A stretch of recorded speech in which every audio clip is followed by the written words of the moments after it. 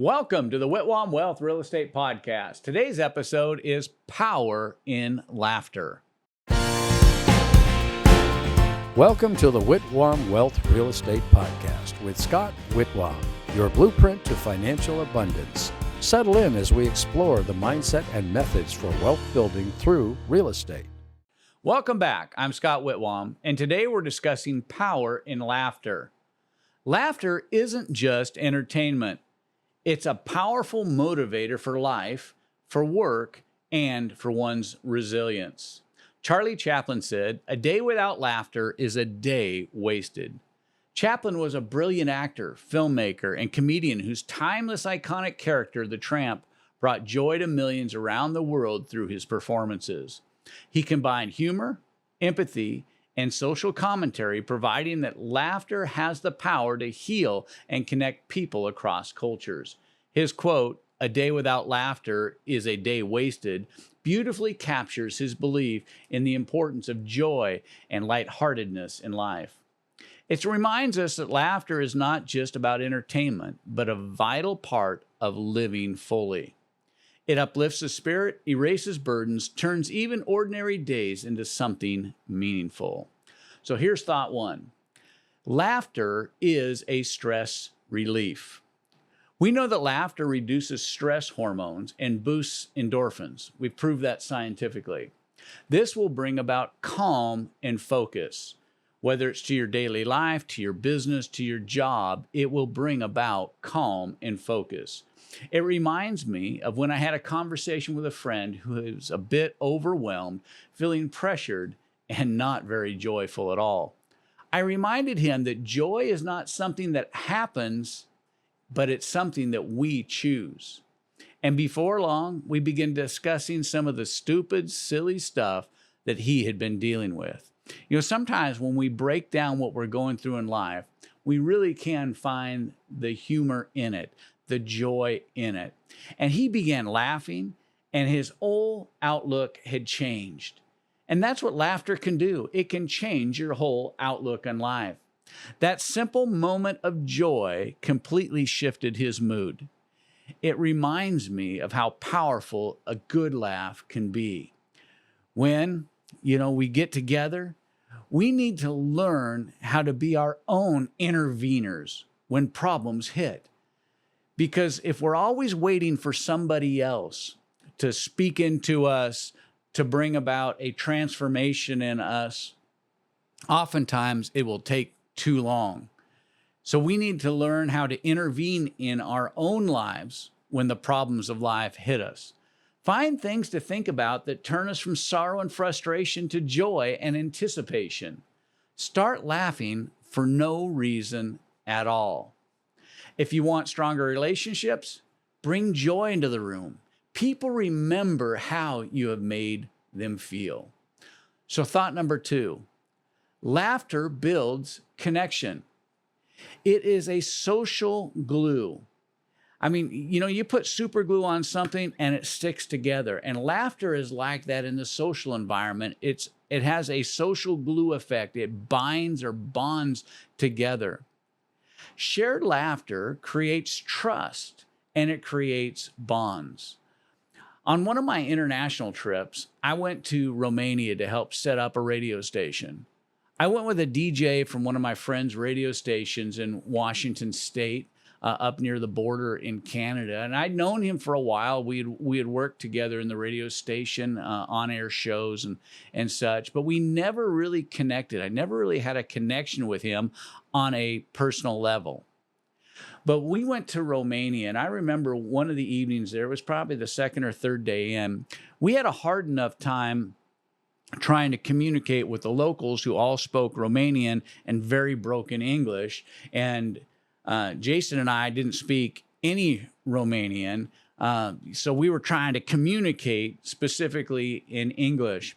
But one night in a dimly lit front room of the house of one of the people that we were there working with, and it was dimly lit because back then, this was in the 90s. Back then, they had their electricity was 220, but they had most of the bulbs taken out, and they just had a couple low glowing bulbs. And it was a really weird kind of low glow environment, but we started telling stories. We started sharing things that were funny and humorous, how things in our life had transformed. And it seemed like it broke not only the communication barrier, but it also broke the relationship barrier. And through laughter and through the joy that came from it, through the funny anecdotes, I actually became friends with Jason and also those who were hosting us there in Romania as we were putting the radio station together to go on the air.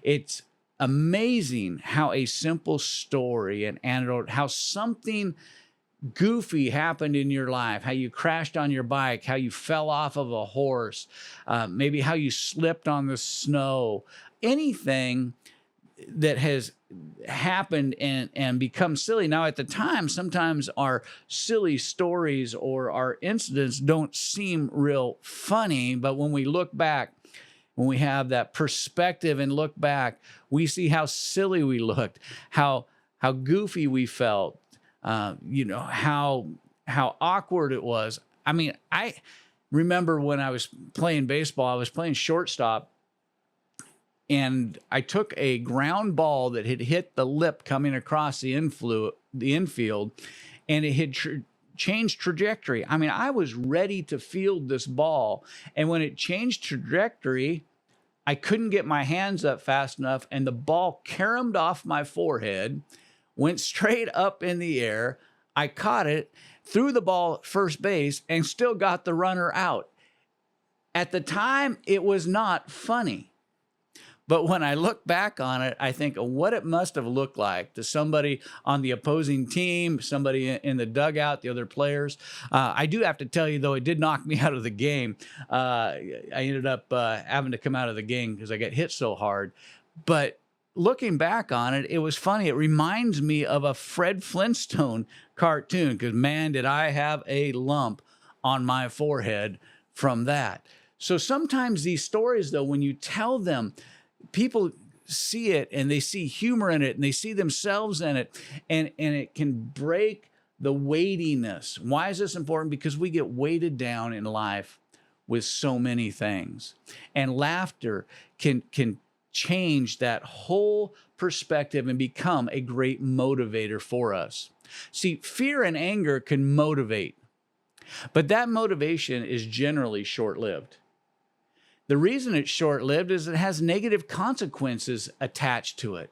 People don't want to do things for you. They don't want to do things with you when they're done constantly facing anger and they're facing threats and those kind of things.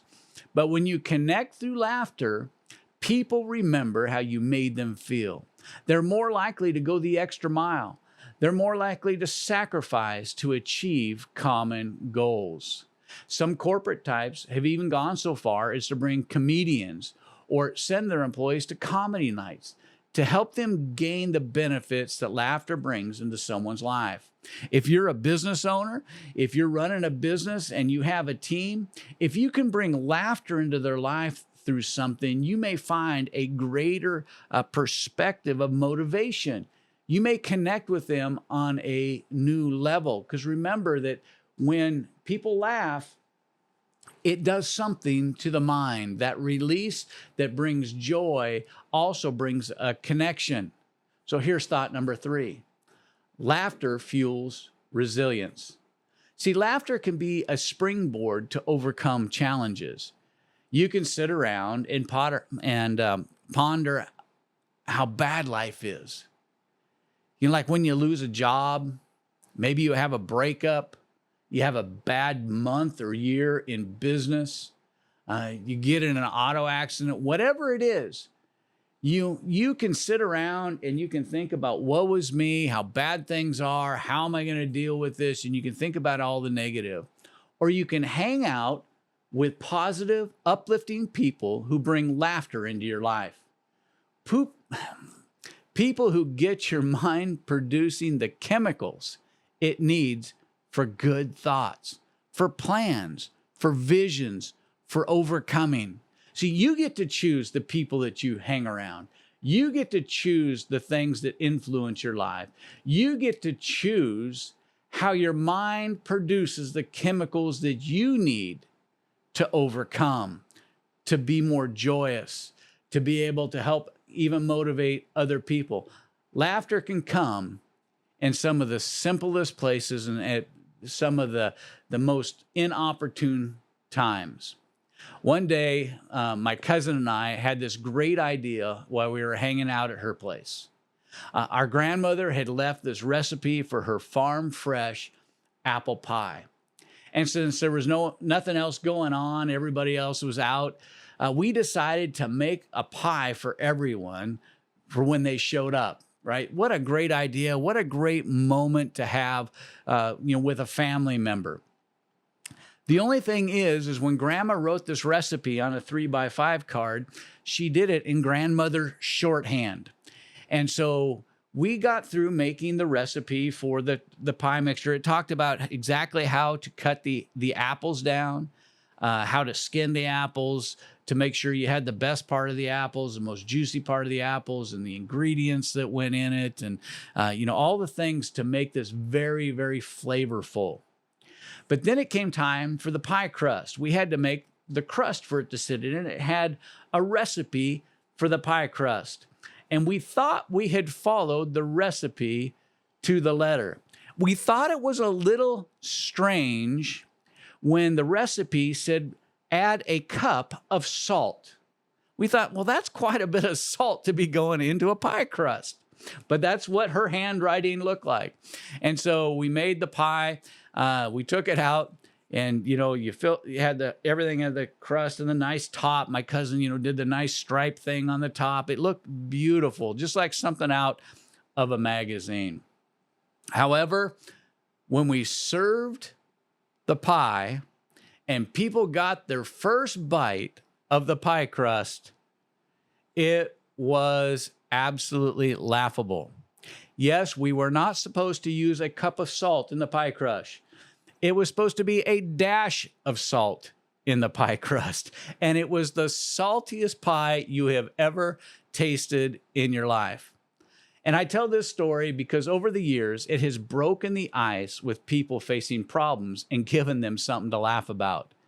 Can you imagine, making this great treat for everybody, and everybody gets more salt than they've had in an entire month? It's this type of things that can break the ice, that can bring joy. I mean, I'm having joy just retelling the story because it was really, really fun. And remember, nobody is asking you to become the next top comedian. Nobody's asking you to become Jay Leno, Tim Allen, or even Robin Williams, right? Just tell funny, stupid anecdotes. This can bring laughter not only into your life, but also into others. And for a moment, it can change worries into shared joy. I will close with this. There is power in laughter. Our call to action today is look for a moment to laugh. Cause yourself to be at a place where you laugh, you find joy, and you change the way your mind reacts to different things you're facing in life, whether it's your job, your relationship, your business, whatever it is. You can change your life through laughter. Hey, I want to thank you for joining me in this episode of the Whitwam Wealth Real Estate Podcast. Be sure to check out a growing list of our previous episodes on other real estate investing topics. I invite you to subscribe today and be part of our growing community. You can always find the Whitwam Wealth Real Estate Podcast on Apple Podcasts, Spotify, iHeart Podcasts, YouTube, or wherever you enjoy listening to your podcasts. This is Scott Whitwam. Be sure to join me on our next episode of the Whitwam Wealth Real Estate Podcast, where we're wealth building through real estate.